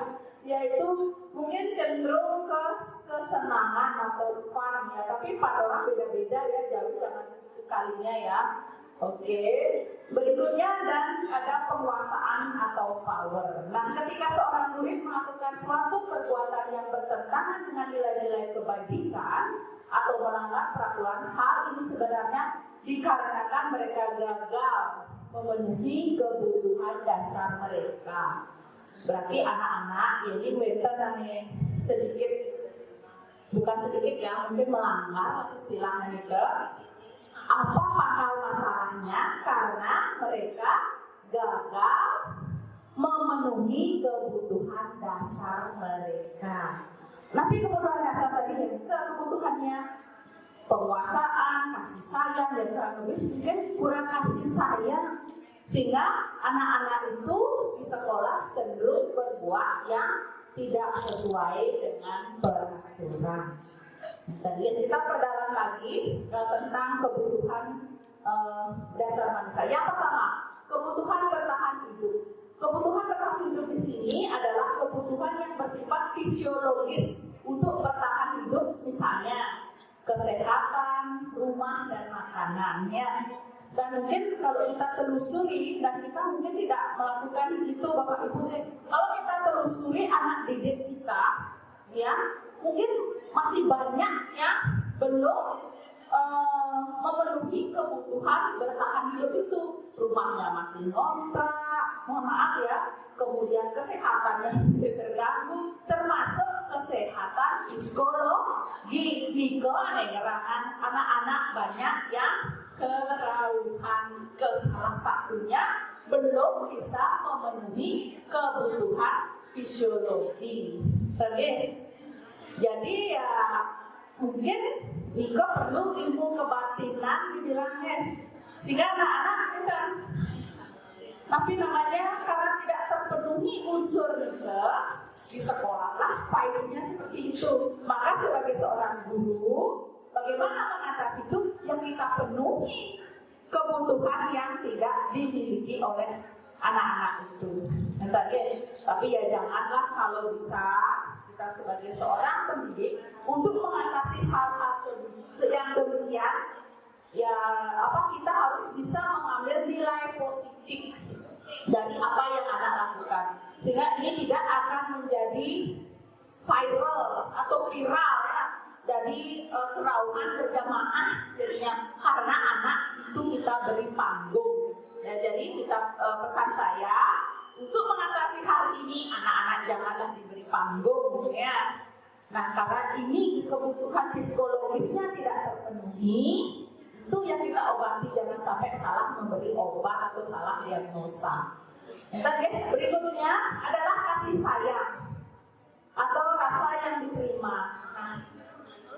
Kebutuhan ini dan 3 kebutuhan berikutnya adalah kebutuhan psikologis, ya, kebutuhan untuk disayang dan diterima meliputi kebutuhan hubungan dan koneksi sosial, kebutuhan untuk memberi dan menerima kasih sayang, dan kebutuhan untuk merasa menjadi bagian dari suatu kelompok. Ya, makin anak-anak orang tuanya semua pada sibuk kan, jadi sibuk mencarikan uang atau mencari nafkah untuk anak-anaknya, sehingga ada bagian yang tertinggal, yaitu memberikan kebutuhan kasih sayang. Sibuk ada pipes, mau beli pulsa, mau beli bensin dan lain sebagainya. Kalau zaman dulu kan orang tua kita tidak sesibuk itu kan Bapak Ibu, tapi yang fine-fine aja zaman dulu ya, tapi sekarang sibuk oleh pipes, lapis dan lain sebagainya ya, untuk memberikan kebutuhan kesenangan anak-anak yang mungkin ini ya kadang-kadang bisa kalau nggak dikontrol bisa positif bisa negatif. Misalnya karena kita sibuk ya nggak, anak-anak SMP diberikan sepeda motor.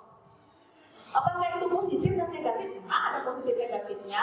Positifnya mungkin kita bebaskan simpen atas anak aja bapak diri masuk, tapi negatifnya satu, anak belum cukup umur, kedua membiasakan menanamkan anak itu menabrak peraturan. Ini akan dibawa Bapak Ibu, dibawa di alam sadarnya sampai dia menjadi masyarakat. Kenapa? Kan sih nak tadi kok kene polisi tadi bayar dia melanggar nak tadi kan akhirnya begitu. Terus buat apa kita membuat peraturan atau kesepakatan? Nah, inilah pemerintah yang ingin diubah sebenarnya mindsetnya. Siapa yang bertugas sebenarnya sih? Orang tua dan kita sendiri sebagai pendidik atau guru. Berilah vibe positif itu kepada anak-anak. Dan masih banyak hal lagi yang mungkin ini menjadi sesuatu yang tidak baik, penanaman tidak baik. Itu berikutnya adalah penguasaan, kebutuhan pengakuan atas kemampuan. Kebutuhan ini berhubungan dengan kekuatan untuk mencapai sesuatu, menjadi kompeten, menjadi terampil, diakui atas prestasi, dan keterampilan kita didengarkan dan memiliki rasa dihargai. Nah, Niki maksudnya penguasaan Niki adalah setiap anak, Bapak Ibu, memiliki karakteristik dan kemampuannya masing-masing.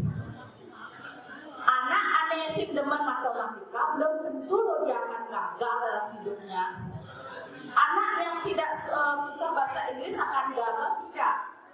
Nah, poin positifnya adalah kita memberikan pengakuan itu di kelas. Istilahnya kita beri anak itu vibes yang positif. Contohnya, kalau kita menemukan anak-anak rajin sembahyang misalnya, bukan ke dewan-dewan, terus dia sering bantu-bantu Bu Widya misalnya di pura dan nah, anak ini harus kita beri dukungan positif, diberi penghargaan, tidak hanya yang jadi juara satu aja. Apa sih tujuan kita memberi juara atau memberi pengakuan itu? Kan hanya untuk, maksudnya kan, biar termotivasi. Anak-anak termotivasi, yang lainnya untuk jadi juara. Coba pikir Bapak Ibu sekarang, yang jadi juara 1, 2, 3 kan orangnya itu saja. Pernah Bapak Ibu melihat anak yang ranking terakhir, anak paling betul karena motivasi melihat temannya juara, dia akan jadi juara? Pernah nggak melihat? Nggak pernah.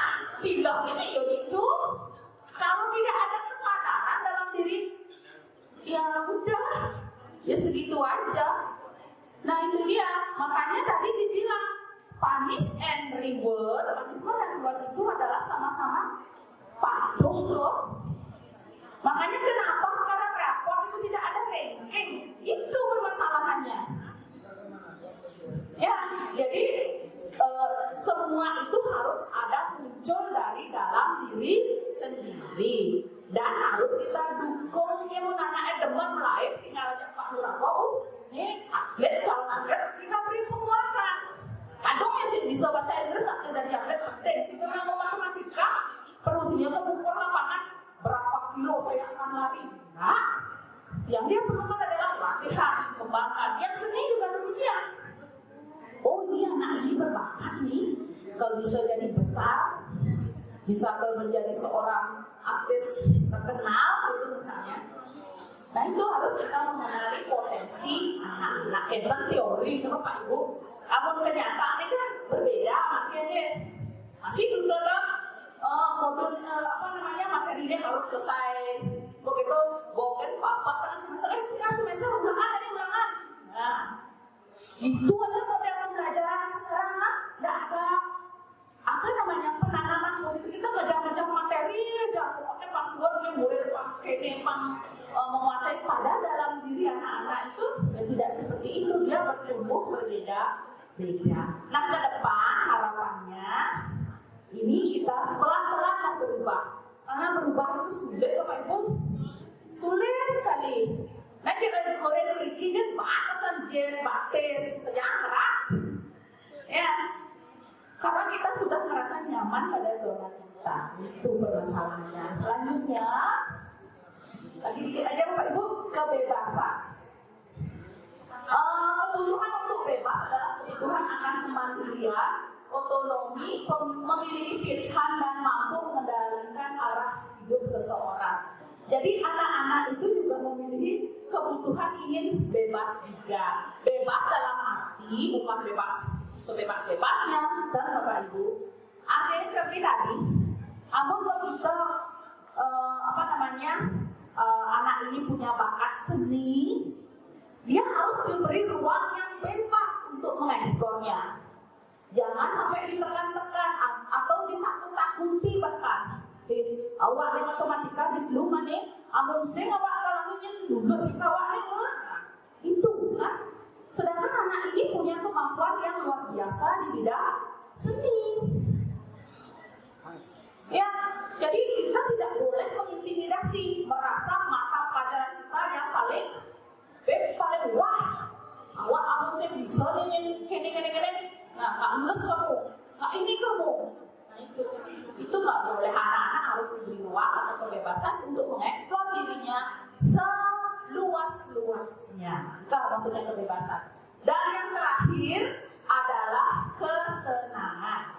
Kebutuhan akan kesenangan adalah kebutuhan untuk mencapai kesenangan, bermain dan bertertawa. Bapak Ibu kalau di kelasnya sama kayak sekarang misalnya, namun guru suka on-onan gitu, apalagi muridnya. Murid juga butuh kesenangan. Suka guru penampilannya berantakan, ngomongnya kau. Siapa yang mau dengar kan itu? Jadi anak itu juga perlu variasi dalam kita mendidik. Itu juga Bapak Ibu. Namun maaf ya, ini agak porno bicaraannya. Kalau kita berhubungan misalnya dengan pasangan kita, kalau tidak ada variasi kita bisa kembali ke pasal 1 bisa ilmu itu penampilan kena nanggil kebilang sing nawangnya nggak jadi itu kebat kita kurang eksplor diri, kurang kebebasan. Begitu pula anak-anak. Mungkin gitu, ya udah mereka selingkuhnya apa? Udah nggak perhatikan pelajaran, naik lain-lain itu ya. Nah itu teori Bapak Ibu yang sampaikan makin prakteknya kembali lagi ke kita masing-masing. Karena kita punya gaya, punya kemampuan berbeda-beda juga dalam mengeksplorasi ataupun memberi pembelajaran kepada anak didik kita.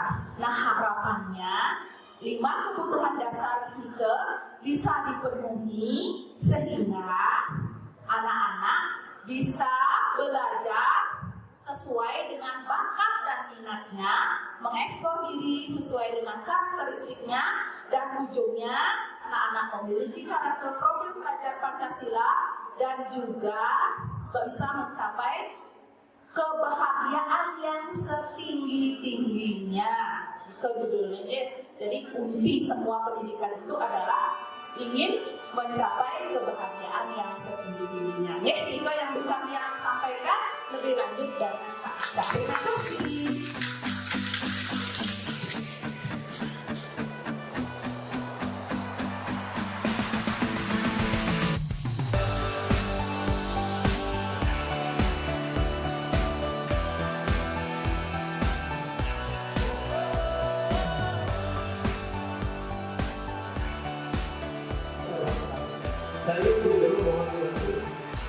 Berikutnya, restitusi adalah tawaran, bukan paksaan. Artinya begini, begitu kita menemukan anak melakukan tindakan indisipliner, kita akan menawarkan sebuah metode problem solving.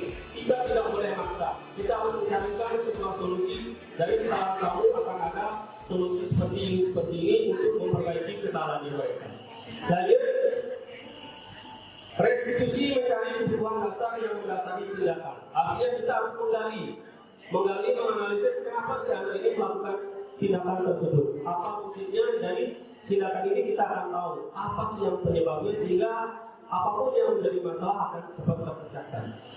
Berikutnya, restitusi fokus pada karakter, bukan tindakan. Nah, seperti yang kita bilang, karakter profil Pancasila, Bapak Ibu sudah tahu lengkap dengan elemennya. Karena di program kita belajar ini, di kurikulum ini, kita lebih menekankan anak untuk para karakter, biar dia lebih humanistik. Lanjut. Oke. Restitusi menguatkan.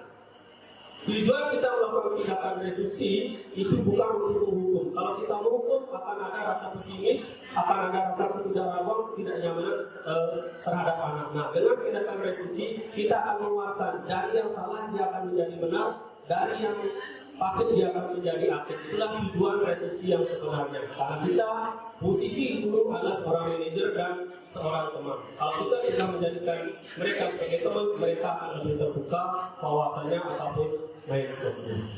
Oke, 3 jenis restitusi tersebut. Yang pertama ada yang namanya menstabilkan identitas or stabilize the identity. Di sini apa sih yang dimaksud dengan menstabilkan identitas serta hal terbaik apa yang sebenarnya bisa dilakukan oleh murid dalam berperilaku baik depan teman ataupun orang dewasa. Menstabilkan identitas, kita menstabilkan identitas begitu. Ada anak melakukan suatu tindakan indisipliner, kita tidak boleh menjudge mereka, menghukum mereka, tapi kita dekati mereka dengan hati yang tulus. Kita akan stabilkan kondisi dia. Begitu kondisinya stabil, akan ada ketenangan, kenyamanan, kemerdekaan.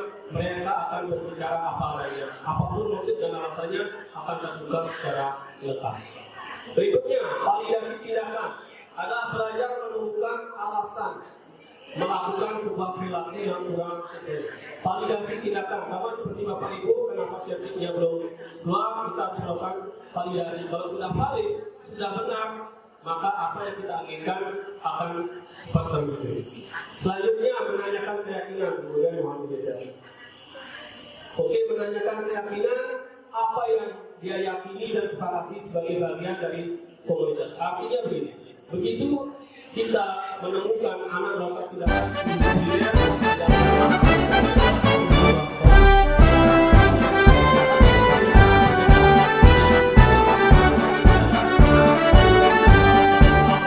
negatif, karena dalam tindakan itu sebenarnya dia sudah menyadari bahwa setiap melakukan tindakan punya konsekuensi terhadap keyakinan atau kesepakatan yang sudah disepakati di masing-masing kelas ataupun sekolah. Oke, seperti janji saya tadi, di sini saya tidak akan berbicara banyak. Itulah tadi poin-poin penting yang saya sampaikan dalam topik segitiga restitusi. Yang saya sudah bilang, segitiga restitusi Bapak Ibu sebenarnya sudah biasa melakukan, cuma belum mengenali apa itu tindakan yang Ibu lakukan. Di pelabelan saja yang belum. Oke, terakhir saya akan tutup dengan sebuah pantun yang mungkin ditunggu-tunggu oleh Bapak Ibu. Cendrawasih makan dulu, kena pikat kakinya hilang. Terima kasih wahai teman-teman guru, kini saatnya kita makan siang. Terima kasih. Assalamualaikum warahmatullahi wabarakatuh. Tuhan kalian. Baik, terima kasih Kak Eka sebagai penutup. Tapi ampun ingat kata terakhir sebenarnya makan siang, memang ya. Jadi Kak, oh ya Allah. Nanti Bapak Ibu donasi. Siapa aja? Habis diskusi. Ya, Pak Ibu, mungkin ini adalah sesi tanya jawab dari apa yang sudah dipaparkan dari masing-masing calon guru penggerak Nike. Yang yakin kalau yang tanya sama Bapak Ibu, ada yang bertanya, silahkan dong anak-anak. Ngerti anak-anak? Pokoknya, ya begitulah dunia kita sekarang instan ya Bapak Ibunya.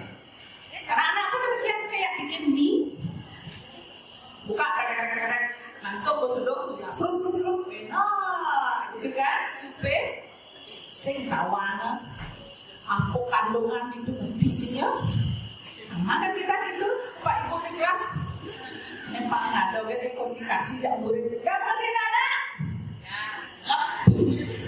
Nah cepat yang anaknya mungkin, aduh yang instan ini sami. Ada yang bertanya teman-teman?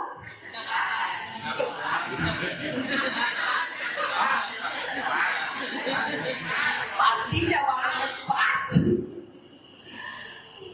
Kalau tidak ada artinya apa namanya tanya jawab begitu ya, jadi tidak ada feedback. Karena gini, pertanyaan itu bukan berarti menggurui itu bukan. Kedua, nyari-nyari kesalahan bukan. Pertanyaan itu adalah sebenarnya refleksi Bapak Ibu. Refleksi orang lantas Bu, Pak, yang aku seduk gitu. Pak, Bu, yang ini bertengahi. Bukan begitu Bapak Ibu. Jadi kalau bertanya itu refleksi terhadap yang memberi materi. Apakah materi yang saya sampaikan tadi dimengerti atau tidak? Bagaimana guru itu bisa mengerti kalau anak-anak tidak memberi refleksi, tidak memberi umpan balik? Itu pentingnya kita melakukan refleksi. Mungkin Bapak Ibu jangan seperti itu, pakai tuntaskan materi. Nanti misalnya kalau pelajaran nanti ada anak Pancasila misalnya undang-undang adalah kita sekarang kan besar sampai nanti ya di YouTube ya anak-anak ya. Jadi pembelajaran bermakna itu penting. Karena anak-anak tidak memberi umpan balik. Tidak juga demikian. Sama juga mungkin teman-teman saya sendiri demikian juga. Bapak Ibu memberi materi. Oh ini tesisnya ini apa ya anak-anak ya. Jadi subjek apa gini ya. Praktek sekarang praktek. Nah bermakna pembelajaran itu. Sampai yang sedikit merubahlah sedikit demi sedikit. Kemudian saya pun merefleksi diri dengan cara apa misalnya. Nah kemarin juga ya tentang pemberian reward atau mungkin reward ya refleksi. Sebenarnya bapak kelas sekolah itu mengadakan refleksi sebenarnya juga terhadap penilaian anak terhadap kita. Mengajar itu anak kita berintervensi itu Bapak Ibu, nah itu ya anak yang memilih kan yang depannya.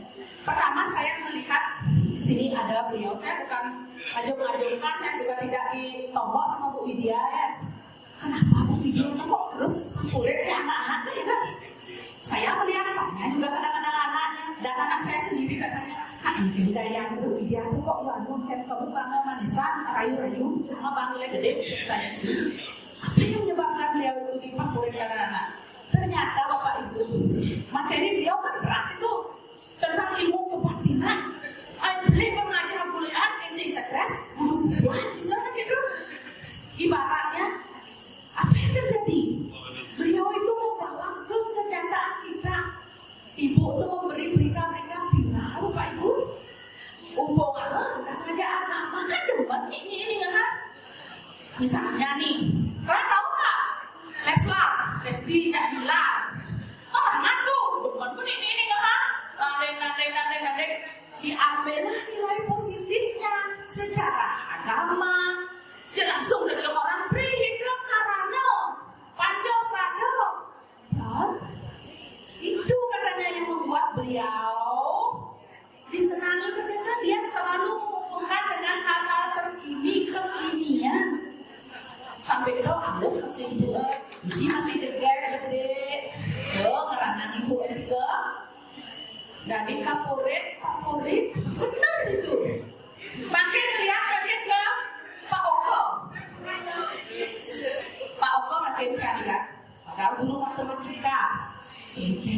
semua ada di bawah murid, akhirnya sih murid ya. Kebetulan ada anak yang juga Bapak Ibu tahu, semua kok ya, terus membicarakan dengan teman-temannya Pak Kok, Bu, yang perlu dikoyakin ya Pak, yang dikaitkan gitu, kan beda-beda ya. Saya tanya kenapa karena pernah diajar kelas 1, apa membuat dia Bapak ini? 1, Bapak ini konsisten Bapak Ibu, bisa memilih dua teknologi, tinggalinnya NMS Bu, rapi, selalu di grading, selalu up to date. Kita mulai sing lembabnya apa nih? Sistematis, sing belum kiraga memang tugas, kadang periksa, kadang sing, itu ada mulai itu sing ini ya ada sing, ya ada inilah. Nah itu namanya refleksi Bapak Ibu. Bukan berarti kita harus gini enggak. Ini kita memandang sebelah mata istilahnya ya. Enggak juga. Jadi kita sebagai guru pameten nilai positif terhadap diri. Pangingetan ke manifuan aja boleh deh. Pasti raga meninggalkan jejak yang buruk. Lu ibu anak tuh tidak konten terus. Bawa yang raga itu kadang mau nyenang di populan dan apa dijo. Lu sama-sama di bercapado. Lu bodoh nih terus gitu kan. Nah, diri sarang-sarang, ya nggak tahu maksudnya, nah saya masih boleh, saya masih galak, saya masih mau ya boleh rezeki masih Bu, anak-anak itu nggak enak badan, padahal badan saya enak di rumah, apa rasanya? Kok, ya nggak? Pasti pernah berjumpa sama semua di wajar manusiawi. Cuman kita mari pelan-pelan berubah. Ini pelan-pelan berubah menimbulkan tadi budaya positif. Jika aja sih ada lagi yang bertanya tadi Bu Widya tangan yang merangsang sampai nah bangun dan dia ayo Bu Widya apa?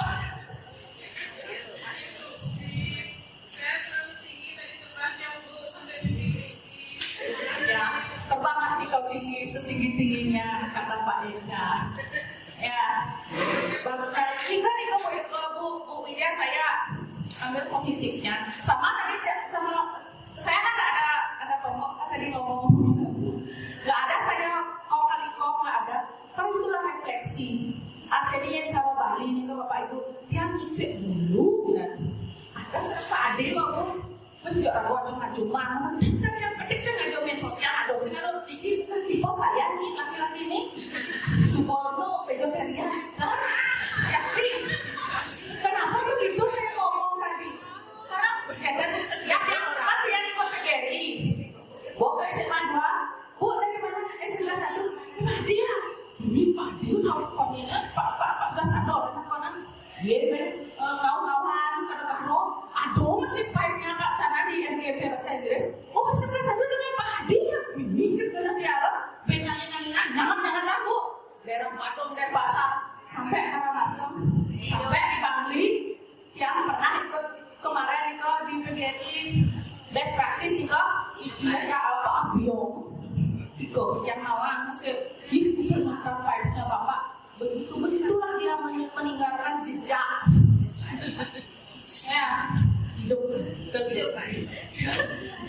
nah dibalik memang namanya manusia Bapak itu pasti punya kekurangan dan kelebihan makanya miring sarang-sarang berproses palingan memperbaiki komunikasi memperbaiki perilaku dan paling penting miring berbagi.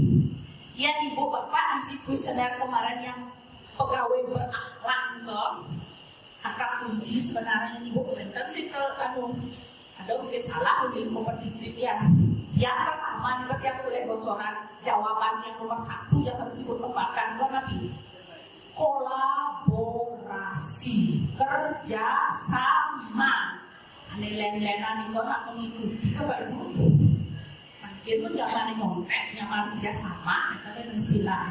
Kita harus bisa berkolaborasi, Bapak Ibu. Di mana-mana yang kita di konsep pasti kolaborasi, berbagi. Maka maka dari itu miring berbagi bapak ibu ya kalau menyediakan warungnya di rumahnya hanya makanan lebih otak terus. Kayaknya bagus kok kita kerjasama baik-baik.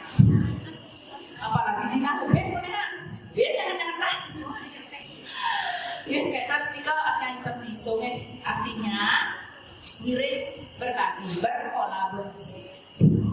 Jadi boyo yang ini tak boleh di rumah boyo sendiri. Artinya boyo dalam tanda kutip apa positif ya bapak ibu ya. Jadi kita hanya ingin berbagi. Itu aja sih intinya. Minta boleh yang merangsang pertanyaan sebenarnya besi yang mengadong yang kata tapi dokumentasi itu bisa memang takon kayak gitu ya.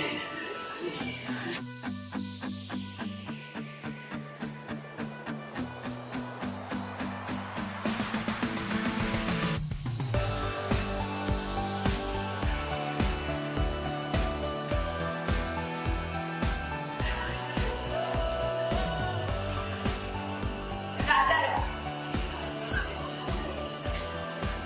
Oh, aku pakai kali kau di bawah takon.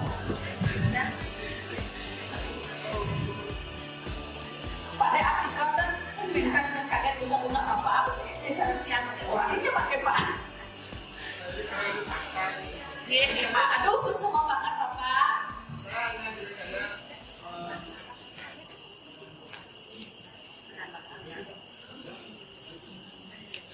Pak pelan-pelan ya, bapak nak rekam yang makin tinggi pak ada kesantiannya.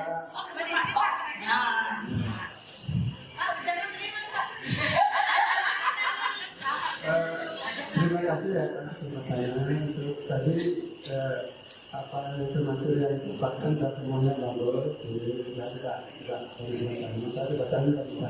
Hanya mengomentari saja. Jadi materi yang kita yang saya tadi itu semuanya tidak bagus, hanya saja misalnya tampilan depan tidak terbaca di belakang gitu. Jadi kalau nanti menggunakan materi, kalau Pak Adi kan jelas tadi artinya sudah bagus tuh. Jadi kayak itulah barangkali. Sehingga kita bisa membaca sambil mendengarkan juga bisa membaca. Terima kasih itu saja. Ya, terima kasih Bapak Artikel. Jadi Bapak masukan yang luar biasa. Kemudian yang sama Bu Eka ini tadi cara atau ya Bu Eka itu. Terus terang ya Pak, yang pengen slide. Yang tak mudah bisa dikomplimasi yang dia sendiri. Ini Pak masukan Bapak luar biasa nanti kerjaan ke depannya karena terus terangnya Pak ini 3 modul ya.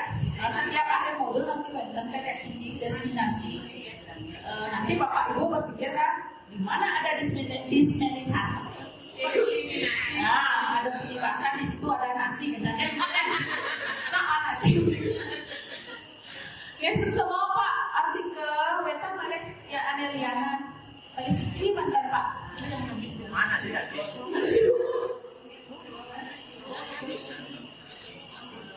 Enggak, enggak. Jangan nih. Bunda. Oh iya. Dota. Nah, Ibu kembali Pak Bunda. Oh iya, Bu Ros. Terima kasih Bu Ros. Berdiri Bu Ros. Pak Man, Pak. Terima kasih. Dari depan. Di sini saya hanya mohon pendapat Bapak Ibu. Tadi saya sempat diskusi sama Pak Wayan tadi. Kita punya murid Papua nih. Tadi ada dibilang bahwa kita bahwa siswa itu belajar sesuai dengan kodrat alam dan kodrat zaman. Gimana sih menurut Bapak Ibu di depan tentang kodrat alam mereka yang kita bawa ke sini? Karena saya punya anak asuh satu ya walaupun mungkin dibandingkan dengan punya anak asuh dari ibu-ibu yang seangkatan dengannya memang bimbingan gitu. Tapi saya rasa saya juga beberapa kali memanggil dia karena ada keluhan dari teman-teman dulu gitu, ibu kerjakan ini begini dan seterusnya. Saya berusaha panggil karena jurusan juga sama yaitu akuntansi, jadi saya juga berusaha membimbing gitu. Tapi ya masih menurut saya lebih susah saya membimbing secara pribadi juga dibanding dengan satu kelas yang biasa gitu. Terima kasih. Terima kasih banyak Bu Ros. Ini waktu juga pertanyaan berkualitas. Betul. Ini benar sekali nih apa yang dikatakan Bu Ros itu, karena kita memang ada kasus itu memang ada di sekolah. Nah, mungkin jadi biar saya saran ya jawaban ini Pak Eca sama menit ini nanti itu jawaban mungkin. Oke, sebelumnya saya ucapkan terima kasih yang luar biasa untuk kolaborasinya hari ini ya. Seperti Bu Deni bilang, akan selalu ada kolaborasi dan akan selalu ada nasi. Oke, karena tadi Bu Deni di awal sudah sampaikan, kenapa saya harus selalu bersemangat? Karena memang saya ingin menjadi kepala sekolah dan saya tidak mau munafik ya. Karena apa? Saya ngomong bukan di sini saja. Waktu tes wawancara dengan para profesor orang pun saya bilang, apa tujuan Anda ya? Saya tidak jadi kepala sekolah. Kalau saya tamat tidak jadi kepala sekolah, saya akan jadi guru penggerak yang mangkrak, yang tidak bisa melakukan perubahan. Hanya dengan menjadi kepala sekolah kita bisa optimal melakukan sebuah perubahan kolaborasi. Kalau saya kemarin sudah ngomong dengan kepala sekolah, Bapak Ibu silakan kasih ide, tapi kalau idenya nggak bisa jalan, mohon maaf jangan tersinggung. Itu menjadi aset. Aset yang bagus kalau diam kan jadi set ya. Oke, kasusnya Bu Ros pernah saya alami ketika Bu Eka dan Bu yang pensiun siapa namanya ya? Bu Sri Handayani mencari saya, Pak Eca ini ada anak orang Papua tidak mau belajar, katanya Pak Eca keras. Bu silakan buka rekamannya, saya nggak pernah keras sama anak. Apalagi saya banting, saya nggak pernah. Kasih omongan keras pun saya nggak pernah. Kenapa dia tidak mau belajar bahasa Inggris? Satu, dia bilang berkode aja tidak bisa. Hanya pas masuk saya hati, kamu cukup. Saya tidak sadar ya, dalam sini tidak. Kamu cukup hadir saja. Dan Bapak tidak akan pernah memaksa kamu untuk bikin PowerPoint. Karena untuk menghidupkan laptop aja kamu susah.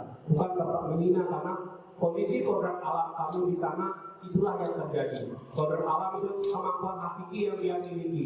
Jadi seperti Bu Ros kenapa pusing? Karena Bu Ros menyeragamkan kemampuan tujuan pembelajaran yang kelas sama kami itu tidak bisa. Makanya saya setiap ada seminar saya selalu kuat-kuat. Karena kurikulum merdeka dengan Universitas ini itu dipanggang dari api. Kita disuruh mendidik anak mengkodratkan sesuai dengan kodratnya. Tetapi di kurikulum itu bukan sesuai kodrat. Di kurikulum itu adalah pendidikan yang menghadirkan manusia. Sementara diajar Dewan adalah pengajaran yang memanusiakan manusia. Ajarlah mereka sesuai dengan kodratnya, seperti Pak Adi tadi bilang. Kita ini dianurkan seorang petani. Sementara murid adalah jagung. Jagung ya berfungsi menjadi jagung. Tapi kenyataannya di kurikulum jagung disuruh berbuah betul, berbuah jagung, berbuah ini, berbuah itu. Itulah yang salah konsepnya. Mudah-mudahan saya diangkat jadi menteri pendidikan akan santai. Dan tidak ada ulangan umum, ulangan PTS. Cukup Bapak Ibu, saya kasih kemerdekaan untuk memberikan penilaian. Itu ya. Terima kasih.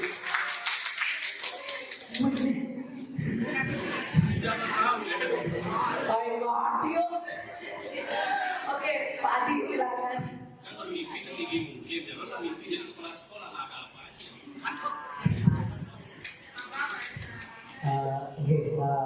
Yang record soalnya ini karena menjadi dokumentasi nanti dalam artian kita di depan ini bukan acting duit, dalam artian bukan pengambilan skin untuk kita jadikan formalitas, tidak. Ini disebut dengan aksi nyata. Bapak Ibu lah yang menilai kami tidak berkualitas ataupun tidak unggul ataupun mungkin ada peluang untuk unggul ataupun yang lain-lain. Tapi proses ini dalam artian kegiatan kita di diri penggerak adalah di awal seperti materi tiang yang kecepok buat tiang gitu ya, adalah membangun memang lingkungan positif. Kita tetap dalam artian tiang sebagai staf manajemen pasti akan mensupport apa yang disampaikan Bapak Kepala Sekolah dan kami semua. Tapi kan kita boleh mengkritisi ya untuk hal yang lebih baik. Inti dari kolaborasi adalah kita bersama-sama membangun. Teman-teman yang menyuarakan adalah tim pengembang. Tapi sebenarnya suara-suara itu dari bawah. apa yang kami kembangkan harusnya muncul dari bawah, bukan ide semata-mata dari tim pengembang. Sehingga teman-teman di guru tidak apresiasinya atau ide-idenya tidak tersalurkan. Itu sebenarnya tidak bagus, itu tidak diperbolehkan di dalam materi guru penggerak yang disebut dengan menggali potensi positif. Oke. Terima kasih untuk perhatian teman-teman tadi, karena kita ngomongin tentang membangun lingkungan positif yang seperti yang saya sampaikan. Jadi kita harus sadar bahwa lingkungan kita memang sudah bagus, tapi untuk memajukan ke depan kita perlu suasana lingkungan yang positif. Lingkungan positif itu dibangun dari teman-teman.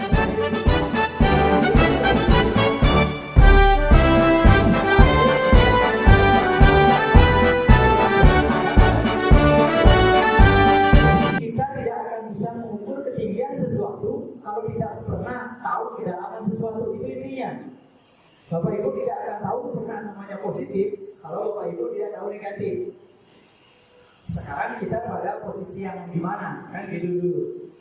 Karena saya sambutkan dengan materi saya dengan disiplin positif. Disiplin yang sudah kita buat untuk anak-anak, teman-teman berlomba-lomba mesut anak-anak. Itu juga yang saya lakukan di awal. Saya sebelum melihat anak-anak, saya deketin, saya ajak ngobrol. Walaupun saya foto, dia itu hanya sebagai penyampaian ke teman-teman saya. Saya tidak pernah isi. Itu saya sadari karena saya memang pernah terlibat di dalam disebut dengan PNK, pendidikan nilai-nilai kemanusiaan. Jadi human value education itu sangat penting kita membangkitkan anak-anak menyadari dulu kesalahan dia sebelum kita bilang dia salah. Seperti itu. Terus untuk pelajaran kolaborasi, mudah-mudahan dengan kegiatan ini teman-teman bisa membangkitkan lagi kegiatan LMS-nya, bagaimana menata LMS-nya biar rapi gitu.